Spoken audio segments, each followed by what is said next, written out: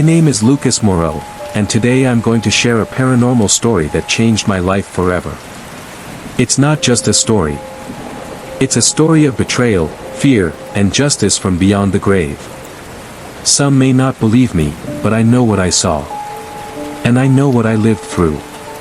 It all began on a rainy Thursday night in East London. I had just returned home from work, drenched, exhausted, and hollowed out by the grief that had wrapped itself around my life for the past 2 months. Ever since Eric died, something in me had broken. He wasn't just my friend. He was like family. The accident was sudden. The police said his car had spun out of control on the A406 during light rain. No foul play. No other vehicles involved. Just bad luck, they claimed. But I had a different feeling. The day before he died, Eric called me at 2:13 a.m. I missed the call. When I listened to his voicemail later, it was just static, and a whisper. Faint, crackling, and barely audible, but I could swear it said, "They're going to kill me." At first, I thought it was a cruel trick of the wind, or the bad reception. But the more I listened, the more certain I became. That whisper didn't just carry fear. It carried a warning. And then, the footsteps began. I live on Windermere Road, near the edge of Walthamstow. Quiet neighborhood. Old buildings. My flat is on the 3rd floor, and since Eric's death, it's felt wrong.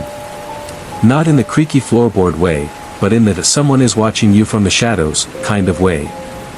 One night, while brushing my teeth, I heard footsteps pacing outside my door. Slow. Deliberate. Not the scurry of a neighbor. These were heavy, dragging footsteps. Like someone injured, or walking with twisted limbs. I froze. The sound stopped. I opened the door, nothing. Then I saw it, a wet footprint on the hallway floor. Barefoot. Human. Pointing toward my flat. It hadn't rained that day. Eric Jensen and I had co-founded a tech startup in Hackney, Neural Ace. We had big dreams. AI-powered ethics engines, automated legal arbitration, neural networks that couldn't lie. But last year, Eric brought in 2 investors, Dominic Weiss and Julian Merrick, both from Zurich. Old money. Private equity wolves. At first, they seemed like saviors. They tripled our funding and gave us a shiny new office in Shoreditch. But they were cold. Too polished. The kind of men who smiled with their teeth, never their eyes. 6 weeks before Eric died, he became distant. He stopped responding to my messages, skipped meetings, and looked over his shoulder constantly. One night, drunk and shivering, he came to my flat. "I found something," he said, voice trembling. "Dominic and Julian, they've buried something inside the platform. A data loop. It's not just AI, it's predictive profiling for blackmail. Targeted leverage." "What the hell are you talking about?" I asked.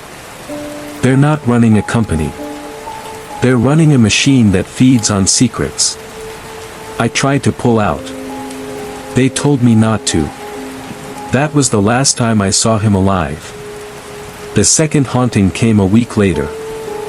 I was sleeping on the couch, too afraid to be in my bedroom.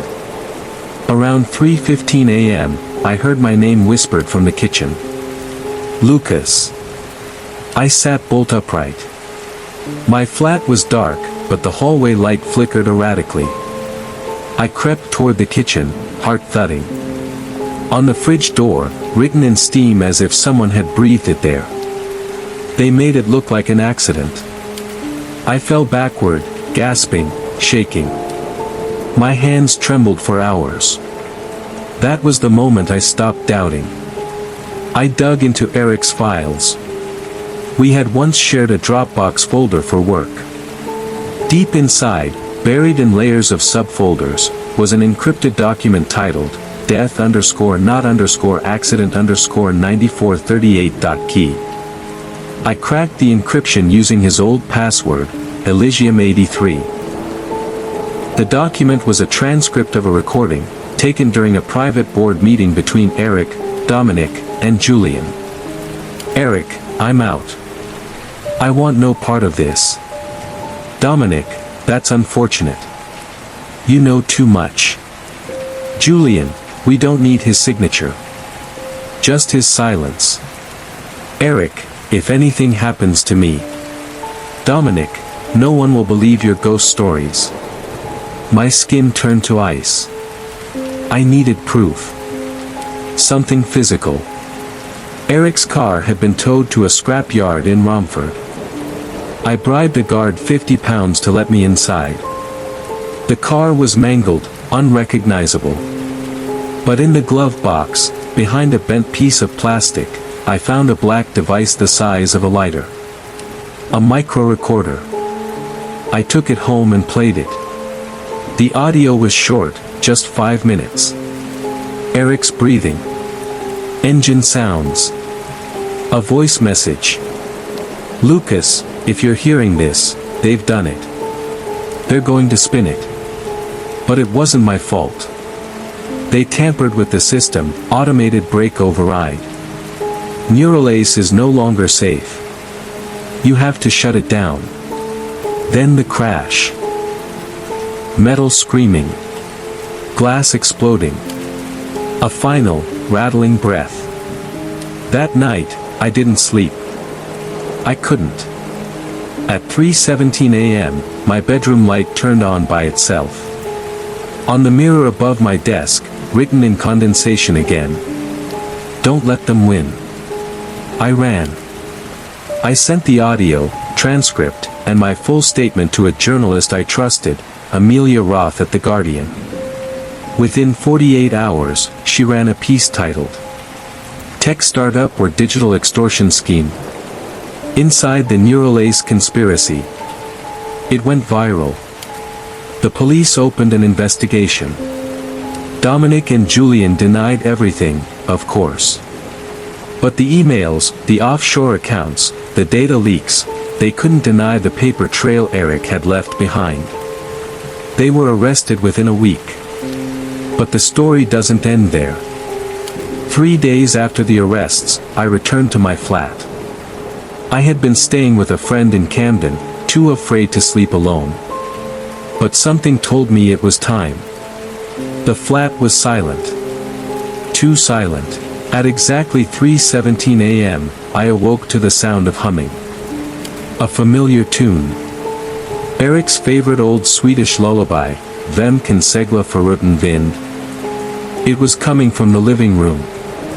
I walked in slowly. On the couch sat Eric. Not a ghost. Not a shade. Just Eric. He looked tired. Sad. But peaceful. I didn't mean to scare you, he said softly.